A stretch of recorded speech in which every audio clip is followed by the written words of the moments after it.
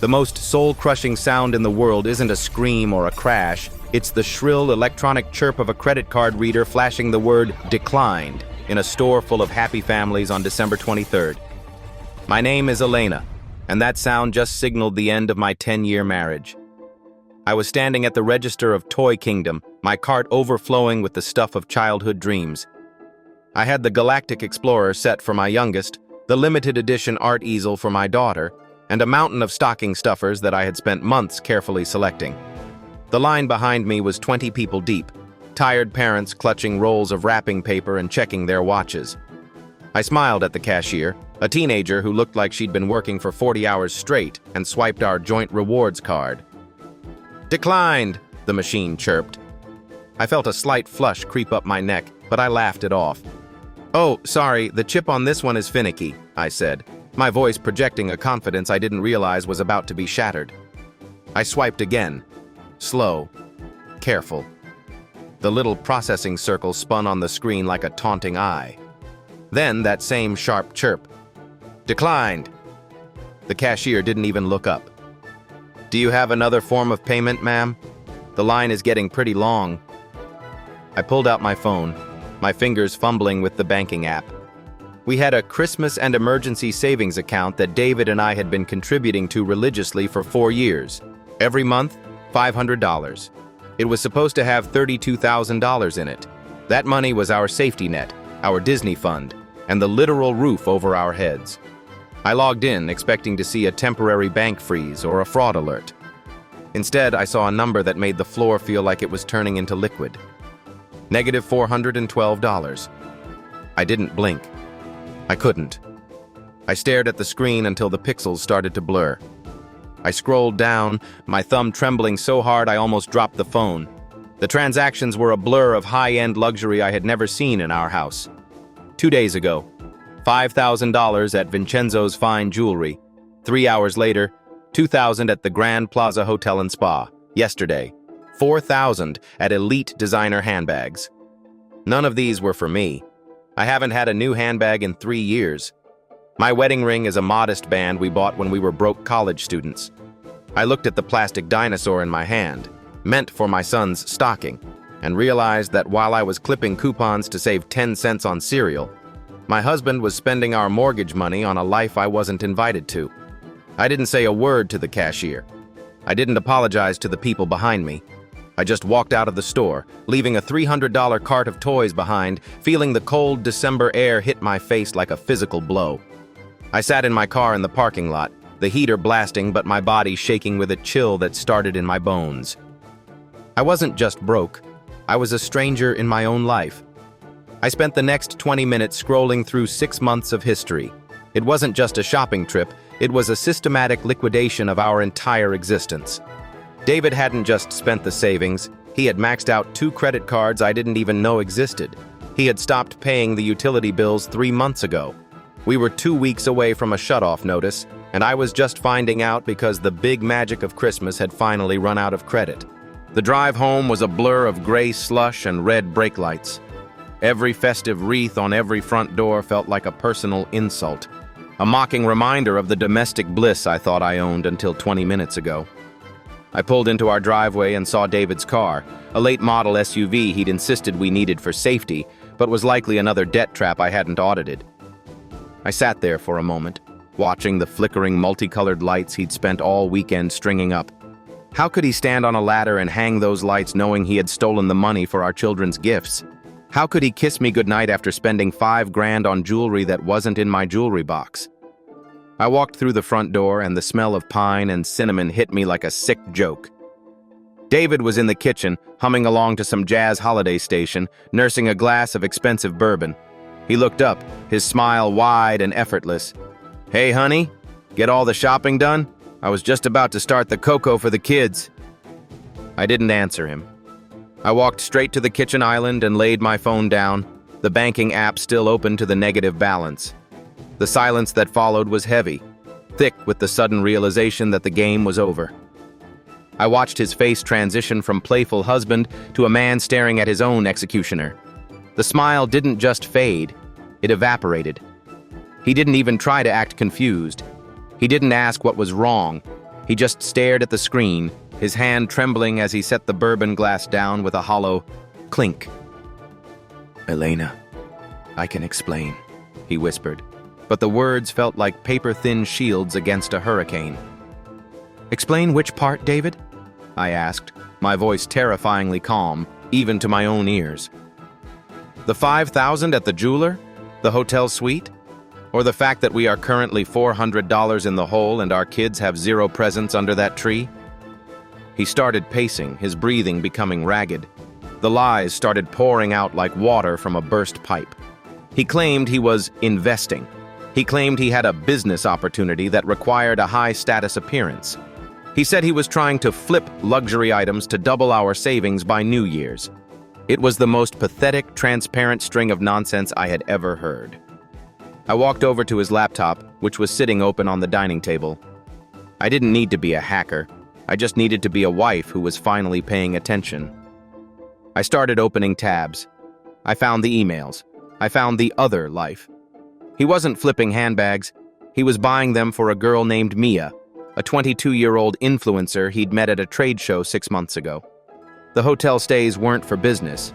They were for her. The jewelry wasn't an investment. It was a thank you for the best 6 months of his life.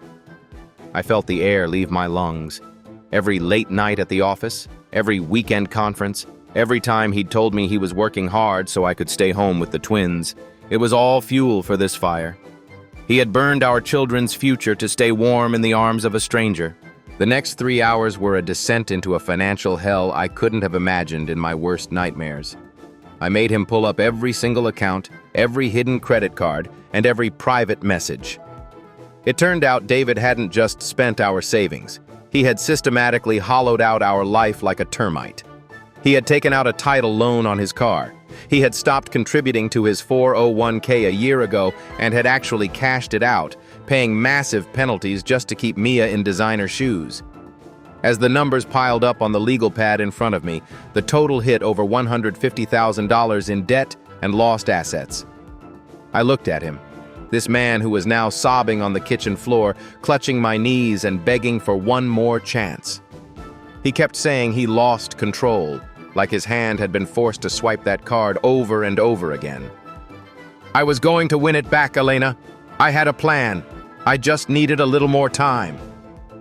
He was talking like a gambling addict, even though his addiction was far more sinister. He was addicted to being the big man, the provider, the guy who could buy a girl's affection with a gold bracelet. While I was wearing socks with holes in them to save money for the kids' dental work, he was ordering room service and champagne. I realized in that moment that I didn't just hate him for the cheating. I hated him for the arrogance of thinking he had the right to gamble with my life. My brother, who lives 10 minutes away, arrived after I sent a one-word text: "Help." When he walked in and saw the state of the house and David on the floor, he didn't even ask questions. He just grabbed David by the collar and told him he had 5 minutes to pack a bag before things got physical. I went into our bedroom and started throwing David's things into garbage bags. I didn't care about folding. I didn't care about what was expensive. I threw his designer suits, his Italian shoes, and his luxury watches into the black plastic bags, like the trash they represented. As I hauled the bags to the driveway, David was screaming that I was ruining Christmas for the kids by kicking him out. The irony was so thick I almost choked on it. He had already sold their Christmas. I was just the one holding the receipt. The night of December 23rd was the longest of my life. After David was gone, the house felt cavernous and cold.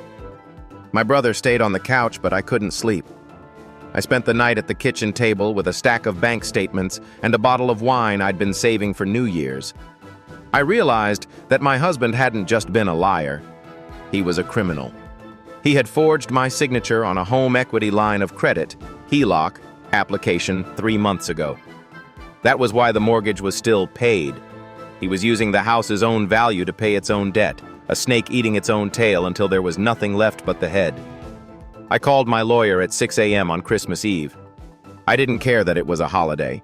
I didn't care that I was paying emergency rates. I needed a shark, and I needed one now.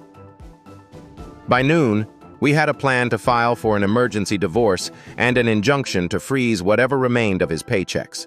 But the financial part was only half the battle. I had to face my children. My 5-year-old son came downstairs and asked why the big galactic explorer wasn't under the tree yet. He'd seen the catalog. He'd been dreaming of it for months. I had to sit him down and tell him that Santa's sleigh had a breakdown and that his gifts would be a little late this year. Watching the light go out of his eyes broke what was left of my heart. I spent the afternoon at a local church's toy drive, feeling the crushing weight of my new reality. I was one of those people now, the ones who needed help. The shame was a physical weight, but I swallowed it for them. I managed to get a few donated toys, but as I walked back to my car, I saw David's parents pulling up in their luxury sedan. They didn't come to help. They came to tell me I was being cold-hearted for keeping David away from his children on Christmas. They actually had the nerve to say that all men have lapses in judgment, and that I should think about the family unit. I looked at my mother-in-law, who was wearing a fur coat that probably cost more than my car, and I realized where David got his distorted sense of reality. I told them if they didn't leave my property in 30 seconds, I would call the police and report David for the forgery I'd discovered hours earlier. They left, but the vitriol they spewed as they drove away stayed in the air. It is now the morning after Christmas, and the house is littered with the remnants of a holiday that felt more like a funeral. My children are playing with their donated toys, blessedly unaware that their world is about to change forever. I have a stack of legal documents on the counter that will effectively end my marriage and potentially put my husband in a courtroom facing fraud charges. The other woman, Mia, actually had the audacity to message me on Instagram telling me I should let go of the bitterness and that David deserves to be happy. I didn't reply. I just screenshotted the message and sent it to my lawyer as more evidence of the ongoing relationship and the dissipation of marital assets. I've lost my savings, I'm likely going to lose this house, and I'm starting over at 38 with 2 children and a mountain of debt that isn't even mine. But as I sit here, drinking a cup of cheap coffee, I feel a strange sense of relief. The lies are gone. The shadow I didn't even know was hanging over us has been lifted. I was living a fairy tale written by a con artist, and while the ending is brutal, at least it's real. I'm spending my New Year's Eve not at a party, but in my office, rebuilding my life one spreadsheet at a time.